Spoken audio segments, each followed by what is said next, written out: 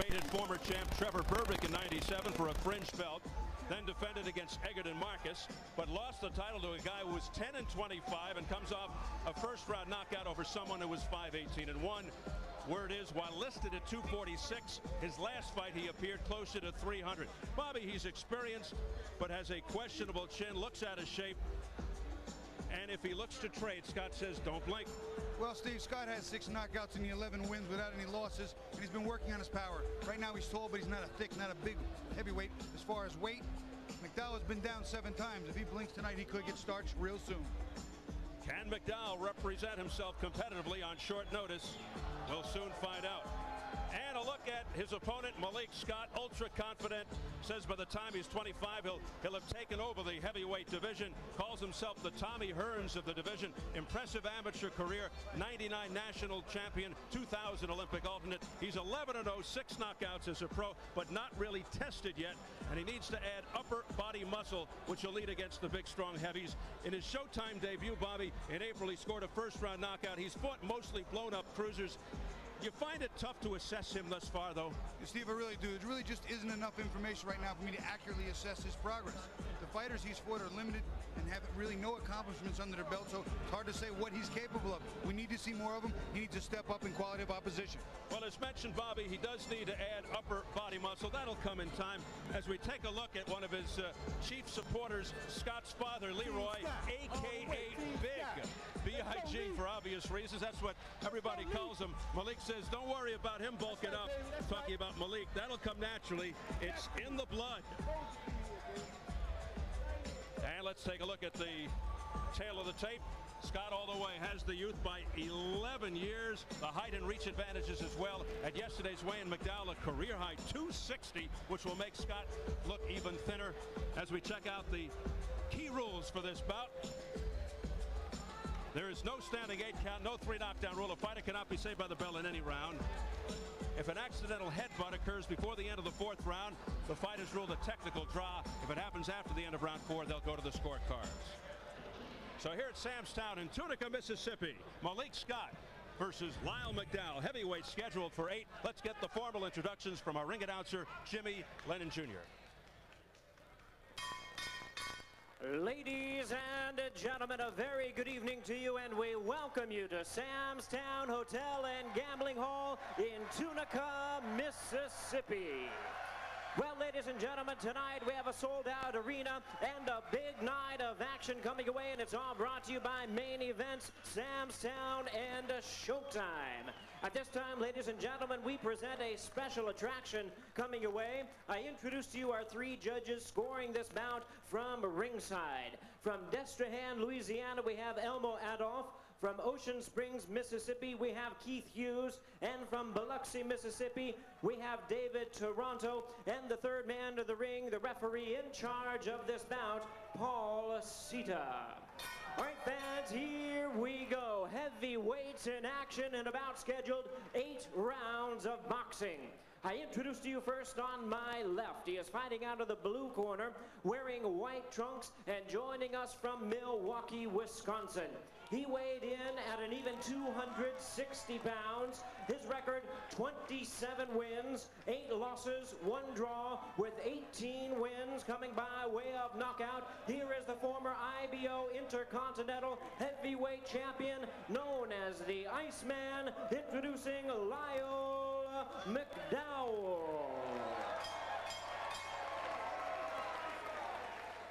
And his opponent across the ring on my right, fighting out of the red corner in this 8-round attraction, wearing blue trunks and hailing from the fight town of Philadelphia, Pennsylvania.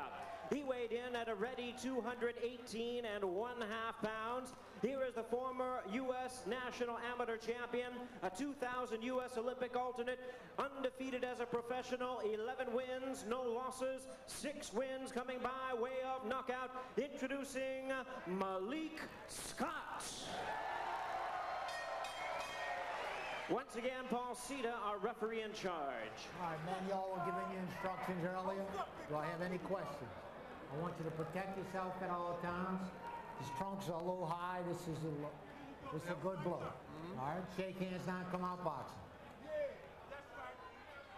A tall, rangy Malik Scott, who has one first-round knockout, all 6 in 3 rounds or less, 3 in the second, facing his third southpaw in just 12 fights. He says southpaws are no problem. McDowell was in the 190s when he came up in the early 90s, has ballooned to 260, his heaviest weight. He's a straight-in left-hander who's been in there with Buster Mathis Jr. and Lou Savarese, both losses. Scott was extended the full 8 his last fight by a fighter named Dan Ward underneath Lewis Tyson back in June in Memphis. Is that a red flag? Scott says no, you don't always need a knockout to win. Well, you don't need a knockout, but certainly a knockout can keep you from getting any bad decisions. On top of the fact that you need to go some rounds. You need to fight fighters that are tough and durable to get you schooled and give you the experience you're going to need to step up to the big time, because you're not going to be able to knock everybody out. It's just that simple. And Bobby, we apologize for getting on late tonight. We were supposed to be on about 15-20 minutes earlier than we actually did open because of the severe weather conditions here. We lost our satellite transmission, and we thank you so much, the viewing audience, for your patience, and especially the folks here in the arena in Samstown at Tunica for their tremendous patience, and they were very appreciative of the dance show that you put on to keep everybody entertained. Thank you. Well, you know, it's one of those things. I just had to do what I had to do. That's good. Well, you still got it. Right now, Malik Scott not really pressing the issue, doing more of the backing up, allowing the bigger, or at least the weight-wise much bigger, McDowell to come forward. Well, Scott's plan against lefties, the straight right, then the left hook, and he said don't get caught up in thinking too much. The biggest thing Scott learned from his last fight when he went 8 rounds with Dan Ward in June, he said knowing that he could go the distance and being able to stay relaxed, and as mentioned, that you really don't need a knockout to win. And as for McDowell, he said Scott doesn't take body punches that well, and he feels he's a heavy puncher. He feels his biggest strengths are his straight left and right hook to the body. Well, his straight left to the body hasn't been noticeable as of recent. He's just keeping everything up top a little bit once in a while with the right hand to the body. But something that I thought was unique was Malik Scott seemed very excited about going 8 rounds. And I remember early in my career when I went the distance 4, 6, 8, 10. When I went 8 and 10 and I went them clean, I got a little excited too, so I can understand it. Big right hand wobbled the big man. Wobbled McDowell. McDowell, who took this fight, as mentioned earlier, on just 5 days' notice. Scott going to the body. Scott being very patient, waiting for his moment. In no particular hurry here. Less than 30 seconds left in round 1, scheduled for 8. You see now Scott sitting on those punches a little more, putting a little power and turning his weight in behind that right hand especially. Speed, agility, and movement are Malik Scott's strong suits. Could be a factor in the division if and when he does add more bulk. Time. As round 1 comes to an end. And with one of the books, let's take a look at Bobby Chez's keys to victory. Bobby? Okay, for Malik Scott, number 1 is most important. Establish his jab. He works all his combinations off the jab. Number 2, use his speed. Much bigger man is going to be able to outmaneuver him and outpunch him. And also the straight right hand, especially against the southpaw. For Lyle McDowell, he wants to keep the pressure on and test the inexperienced Scott. Also work the body. He can maybe slow down and weaken the smaller Scott. And lastly, the straight left hand. As a southpaw, it's one of his best weapons. Put that jab up a little bit more. Put it up. Don't put it right there. Put the jab up. Even if it's one hard jab, and you put that right hand right there, come back over top with the hook. Okay? Keep going to down 1. Let's go get it now. Sorry. Let's go get him, champ. Let's go get him, champ. No more. No more. Let's go. The voice of Harold Knight, who is Lennox Lewis's assistant trainer, in the corner for Malik Scott. Malik Scott in the navy blue, Lyle McDowell in the white trunks. McDowell, once a prospect, retired a couple of times in his career, said he was burnt out, but his big victory was a split decision back in '97 over former champ Trevor Berbick, who was well past his prime and out of shape, for a marginal belt. Since that, when he's 7-3 with 7 knockouts. We saw the trainer in the corner, Malik Scott, Harold Knight, telling him after he throws that right hand, come back with the hook. He hasn't done it yet, but he's sitting on the right hand much better. Myself, I'm very familiar with Harold Knight personally. Fought one of my brothers 3 times. Beat my brother 3 times, although one of the decisions was bad. Hometown decision. Of course.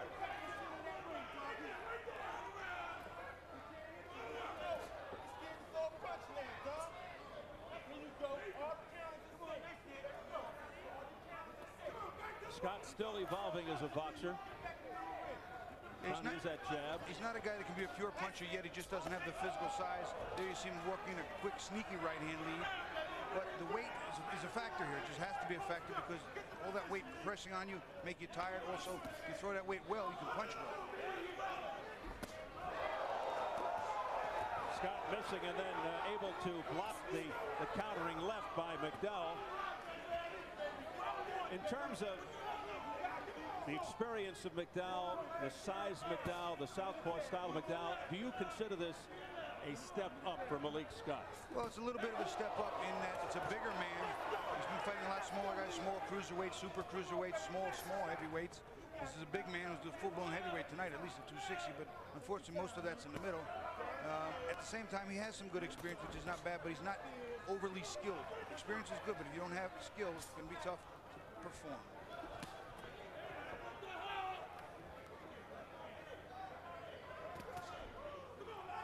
There's that straight right hand by Scott, but it missed. And you notice there's very little being offered up in the way of offense from McDowell. He doesn't really have any bad intentions on any of his punches.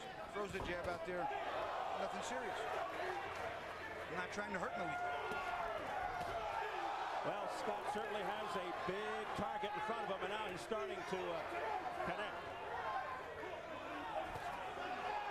Another straight right hand. That time to the neck of McDowell. There's one straight on the head. And it's funny, but Malik has landed several right hands after the jab, and he's yet to come back with that left hook. The trainer Harold Knight said, 1, 2, come back with the hook. Let's see what happens in the corner. McDowell wide open. 2 in the books. You're having fun in there, right? You're having fun in there. But you got to give me that hook now. There's 2 things I want. 2 things I want. Anytime you throw, shorten up on the right hand a little. When I say shorten up on the right hand a little, that means shorten up on the right hand. You got to get a little closer. You got to start backing him up. Start backing him up. You see what happens when you back him up? He's discombobulated when you back him up. Start backing. Go Lyle. When every time his back touches the ropes, that's when you go to work. We're working all day to get the guy against the ropes. When you go against the ropes, you don't do nothing. Lyle, come on. Fight the guy. Too much respect. Don't go out like that. Let's go out like a champ, baby. Come on, damn it. Let's go out like a champ now.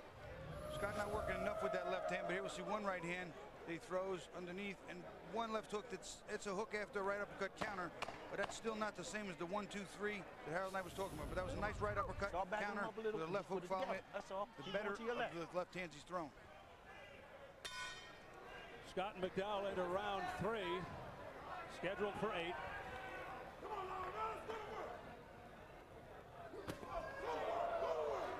Scott's been coming on more the last couple of rounds. Again, there was a nice straight right hand to the body after a jab and no follow-up left hook. 1, 2 is not always going to be enough.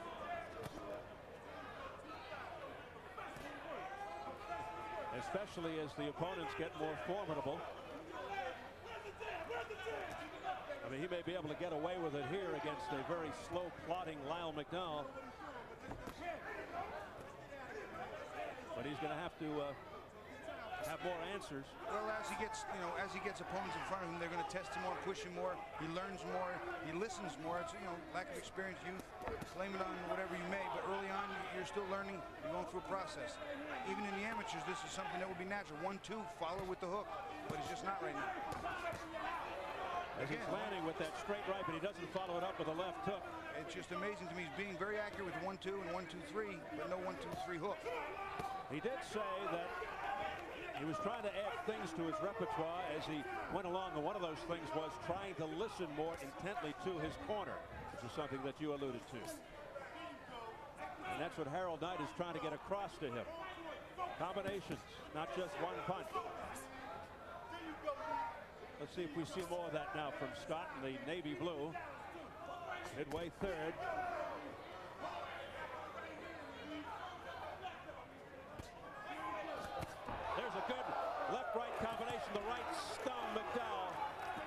to the head. Good things happen when you throw more than one punch. There's a pretty good stiff jab by Malik Scott. There's an attempt to right hook to the body by McDowell, but again, he doesn't do anything either but one at a time. Sometimes 1, 2, and usually never more than 2. McDowell looks like a very safe opponent. Scott just waiting for his moment. McDowell's not very quick, doesn't hit very hard, although he is big. He gives you some experience in that he's been in with different types, Trevor Berbick and the like, but nothing serious. Been in there with Lou Savarese, Buster Mathis Jr., Jerry Ballard. Lost to them all. As mentioned, did beat Trevor Berbick and Egerton Marcus. But he is a last-minute replacement right hand that did not land cleanly by Scott. And again, he just pulled back and didn't follow. And I think that right now, McDowell should just take some swings in there and see what happens. And Scott is too quick defensively for McDowell. Able to elude McDowell's punches, his straight lefts in particular, as the bell for round 3 sounds.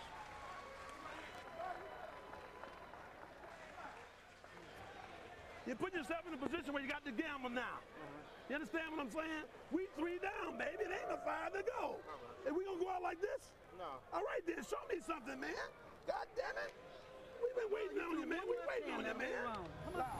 We're gonna take a look here. You see Malik Scott on the left. He throws the jab, comes out here, follows with the right hand to the jaw, but there is no left hook. This does not exist. His jaw is wide open for it. We'll see the jab, double right hand, no left hook. And his hand is down. That hook should be right, landing right there. That's where it should be. Should be right on top of it. Take a look here. Setting up the jab. Malik Scott keeping there with a right hand. But again, no left hook. He's keeping the left hand and the right hand on the mark, but no left hook. He's got the range he's landing, but he's not firing up with the left hook. Seconds out. Come on, get out. Stan Johnson reading the riot act in the Lyle McDowell corner. Very unhappy. Wants his guy to wake up, start doing something. McDowell's last 4 victories by knockout, but against totally nondescript opposition. His last fight, June 21st, in Waukegan, Illinois, a 3rd-round knockout. He's 27-8-1 with 18 knockouts. McDowell, the very big man, weighs 260 in the white trunks. But he needs to use that 260. He's not a big puncher, but he needs to use that weight. Lay that weight on Malik Scott. Fire some of those punches, see what happens. See if he can tire him out, wear him down, and maybe use some of that experience if this fight goes a little late to make him be unsettled a bit. Yeah, that's what they want him to do in the corner. They want him at least to just do something. Start throwing some punches. Stop being so defensive. I mentioned his record, 27-8-1.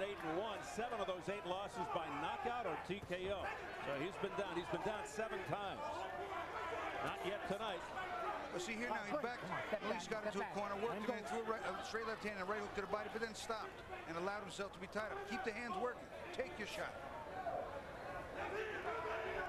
Right now, McDowell looks like he's just in there to survive and get a payday. Not much offense being offered up. There's a pretty good left uppercut to the chin by McDowell, maybe his best punch, but it didn't even faze Scott. Now McDowell's offering up a little more. Now he's at least fighting back. He's putting himself in a position to win, at least win the combination, win the sequence, or win the round, if not the fight. He's firing some punches. And McDowell showing some mettle there as he just ate a straight right hand to the nose. Now the action getting a little better.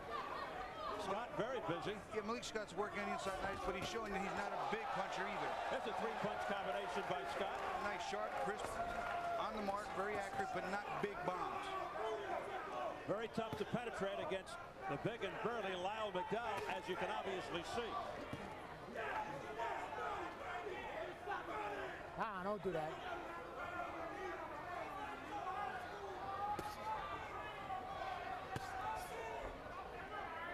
It's a nice stiff jab by Scott, but he didn't follow it up with the right hand. There he used his jab just as a measuring device to unload the right hand, which fell on some dead arm and gloves. Just got smothered inside.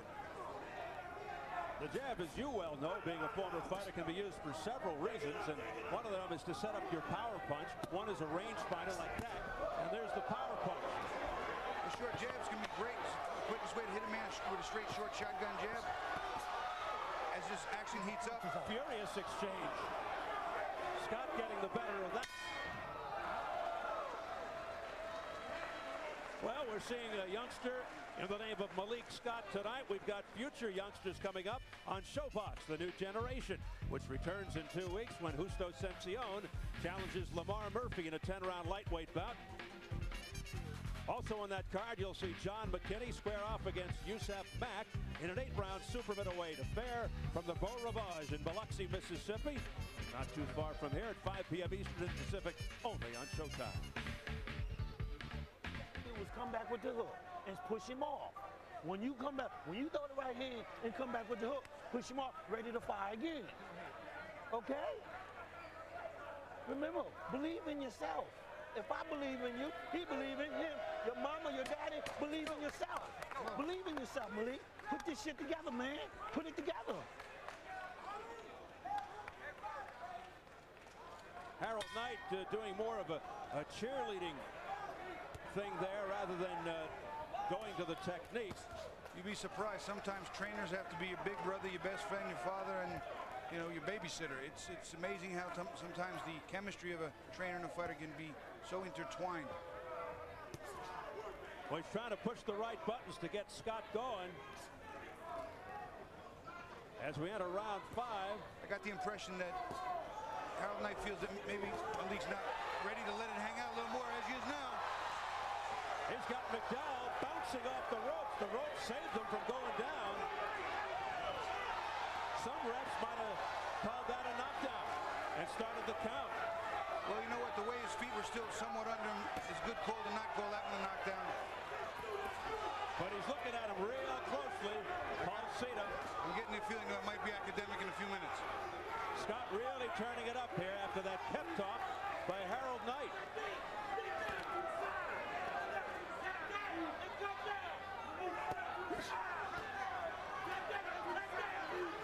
McDowell goes into a defensive shell against the ropes and has no intentions of removing himself. No side to side, no movement at all. I think coupled with being stunned, he's also a little bit tired and does not really have the mobility with that extra weight.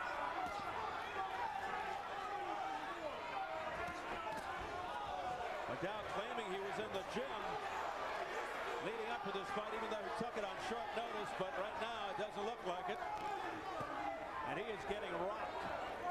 Well, at the very least, even if he was in the gym, he certainly did not do the road work. Now, definitely out of shape, as you can plainly see. It looks like he can barely stand right now. And now Malik Scott, instead of throwing the combinations, which would got this fight into this situation, he's starting to load up one at a time, and they're not landing cleanly. McDowell looks off balance. Looks like he's ready to go. Under a minute left in round 5. Paul Cena looks very closely into the eyes of Lyle McDowell. He's not even looking at Scott.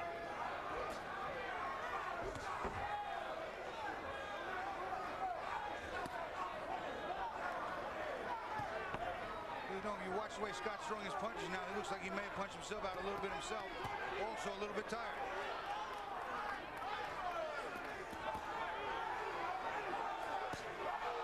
Blood coming from the nostrils of McDowell. Throws a little left there to send Scott back momentarily. Scott just wailing away now with right hands. Well, you can see his left hand sagging way down by his hip. And Scott right now looking a little tired, breathing heavy. Target practice for Malik Scott. Time.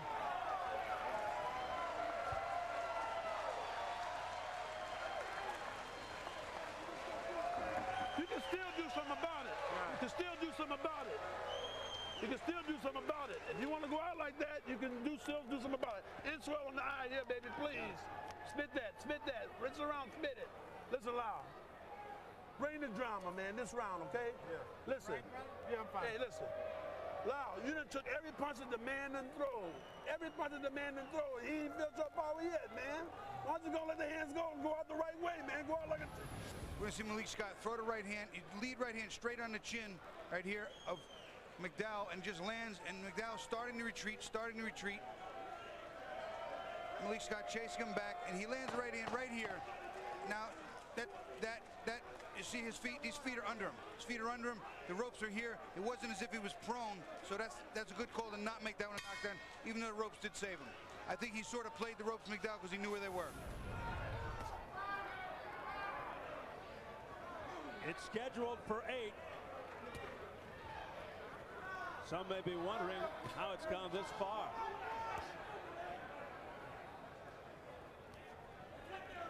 Let's see what Scott has left in the tank. He expended an awful lot of energy in that last round. If he stays concentrated and just works his way in now behind the jab, fires the right hand, he's still not coming back with the left hook. I can't believe that Harold Knight is saying something more to him in the corner, because if he'd caught him with the left hook after the right hand, the fight might be over. There's the left hook. Maybe he heard me. Scott actually looking more impressive as the fight wears on. Took him a while to get on track. There's a nice double up jab by Scott, but holds back with the right hand in that sequence. A little head fake by Scott. Right here, I would tell Malik Scott, step in behind a double or triple jab, get the leverage on McDowell, and fire that right hand, come back with a hook and another right hand. And I'll tell you what, I think McDowell's on the floor. It's been lead right hands by Malik Scott for the most part. Watch when Malik throws the jab. See, he throws the jab and he's moving backward. Right. Throws the jab and he's moving backward. That's not how you bring your power into a man. Power punchers don't do that. They don't think backwards. A guy like Ali with that speed reflexes, he's thinking backwards while he's punching forward. How do you improve upon that? Just watch the tapes and have that pointed out to you? You have it pointed out to you, and then what you do is you step in with them, and you step in with your weight, and you sit on your punches. See, he's not sitting, he's up on the balls of his feet. It's a little bit different. There he attempts a reasonable left hook after a right uppercut, but again, this is a jab that he's jabbing, he's going backward. Watch. See? Stepping backward. Throws the jab, steps back. That can't be a power jab. The weight's going in a different direction as the punch.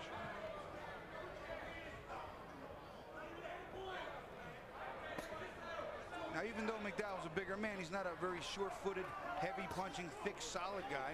He's got a lot of his weight in the middle, so a lot of it's soft.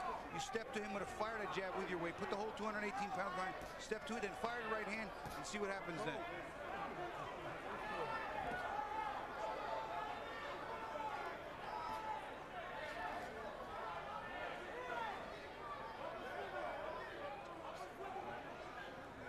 Now, when you dominate a guy the way you did in the last round, you don't come out this round and sit and just watch and let him do it. That's an indication that Malik Scott is a little bit tired. Do you question Malik Scott's power? I'm sorry? Do you question Malik Scott's power? It's not a question. He doesn't have great power. Okay, he's only 218 pounds, and he fights too upright to have tremendous power at 218.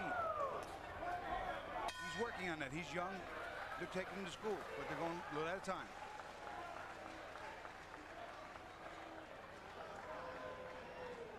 Malik's father, simply known as Big. You shutting him out, but you want to be you shutting him out. But what you want to do, you a heavyweight. You got to knock jokers out like this. You got to put these guys to sleep like this. Give me. These guys like this, you got to put them to sleep. You know what I mean? You just got to decide if you want to. You just got to decide to put these shots together, Malik. That's all you got to do. It's about the 7th round, something like this. You just got to put it together. Here's what we're talking about. Oh, here's Malik Scott's left foot. His left foot doesn't step in, and he's stepping with the jab behind it. He steps back with his foot as he's throwing a jab. Watch. Throws the jab, and his right foot's headed backwards. Right foot's going backward. He can't have forward momentum and power with his right foot and half his body going in the opposite direction. Harold Knight can't be done. Clearly not pleased, Bobby. I mean, he was just telling... he just told him, he said, Scott, you want to knock guys like this out. You can't be a serious heavyweight, or considered a serious heavyweight, if guys like this go the distance with you. You got to put guys like this to sleep. Same thing. Yep. Round 7. I mean, there is no movement at all. by Lyle McDowell. He is a huge target. He's not really offering much back. I'm not really sure why Scott just doesn't go in and pummel him. I mean, it's easy for me to say from here. Well, there's a certain amount of insecurity. He's a young guy. He's, being showcased on Showtime. He's undefeated. He's got a guy in front of him who outweighs him by almost 50 pounds. Also, he's tired. And at the same time, he may be a little bit more tired than he should be, even though McDowell can't really hurt him. He doesn't punch well when he's completely full of energy, and right now McDowell's tired too. That was a nifty left-right combination, but not enough steam behind him. And he's bouncing. When he sits on those punches, they're better, but he's bouncing. Yeah. While he's bouncing, he's separating the power structure. His foundation is not settled. So he's got to go back to the chalkboard, and he might easily win this fight on points, but he's got to go sit down, watch the tapes. Well, I don't think he's going to be completely happy, because when he watches the tapes from the outside, as we are, we're looking at some things that he wasn't able to translate in his mind to do right there. We just saw a sequence where he used a double jab coming forward, stepping in, and he drove Lyle McDowell backward. Now, if he'd have followed more, well, who knows what could have happened, but he didn't.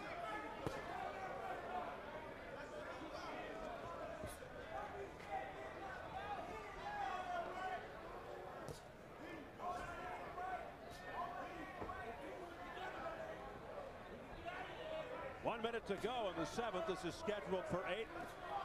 Malik Scott, alternate for the 2000 U.S. Olympic team in the navy blue. Lyle McDowell, 260 pounds, out of Milwaukee, Wisconsin, a last-minute replacement. The third opponent of the night for Malik Scott. And Lyle McDowell's been down 7 times. Some of the people who put him down would be considered lesser fighters than Malik Scott. So that says something, too, about him not committing his power or executing properly. But I think one of the things we'd really like to see, you've listed a bunch of things about Malik Scott. He's bouncing around too much. Doesn't put his weight behind his punches. He sort of backs up when he throws a jab. But really love to see some more combinations, too. Well, I completely agree. He throws the 1-2 as well as most young fighters. Double jab, single jab, triple jab in the right hand. But the left hook, no, slipped in the uppercuts. Very few uppercuts. Not a lot of repertoire. Now there's blood from the right eye. And it's going into the eye of Lyle McDowell. I didn't see how that happened. It may have been from a punch. I didn't see a headbutt. On the eyelid. We're gonna stop this. Fuck that. It's over. It's over. Take the fucking gloves off. No, I wanna go. This fight's over. You don't wanna go. This fight's over. No, my ass. You ain't fighting. Referee just waved it off, calls Cita, and it's over. Well, the corner stopped. The corner was so frustrated that he wasn't fighting. So this fight's over. I'm not even letting you out there. You're embarrassing me. And unfortunately, that really was the corner. That was the corner more than it was the referee, more than it was anything or anybody. It was the corner. The rule is, though, as he gets a kiss from Dad, that the referee has the last say, but it was academic. There was nothing much to think about here. They already had one of his gloves off. Yeah, he did, didn't he? So it's a pretty easy decision, I'd say, for the referee. So Stan Johnson very upset in the Lyle McDowell corner. And that's it, just like that. Well, here's the thing. Very boring fight. Here's the thing, Steve. You wanted the best. Watch Malik Scott do pretty well with the jab, throw a nice combination with the right hand, but not really tee off, not really lay into McDowell any big bombs, and then get a little tired. And McDowell offered up nothing, didn't go after him, didn't press him, didn't test his heart and his inexperience. And that, you just got to test that. You got to lay it out there. We saw him in the meeting, and he seemed like a nice guy, very decent guy from Milwaukee. And I hate to say this, really, but he just showed up for a payday tonight. Well, that could very well be. But imagine the payday you get if you beat him. Take a shot. It's okay. You did the best you could. I believe you did. We'll take a look at some of the action from the last round. Nice jab. Malik Scott keeping Lyle McDowell on the end of that jab. But again, not really committing with that jab. You see him leaning backwards, going out. A little bit of blood coming on the right eye. You see a right hand that lands right on that eye. But again, it's a right hand where it's up on his toes. It's moving while he's throwing it. Can't be a solid punch. Can't fight in the heavyweight division punching like that against any serious fighters. He's got to learn to settle down, and he's eventually going to have to put some weight on that frame for sure. This guy has good fights. We need the round. Well, this was not one for the time capsule, that's for sure. No, but a learning experience. The fighter was very young, but early in his career. But a boring fight for the fans. And Scott is learning. And you could hear the disappointment in the corner of Lyle McDowell. They're ticked off at him. And understandably so. Let's get it up to Jimmy Lennon Jr. right now. Ladies and gentlemen, this bout has been stopped at the end of round number 7. The fighter unable to continue. On advice of the corner, our referee in charge, Paul Sita, stops the contest. The winner by way of technical knockout and still undefeated, Malik Scott.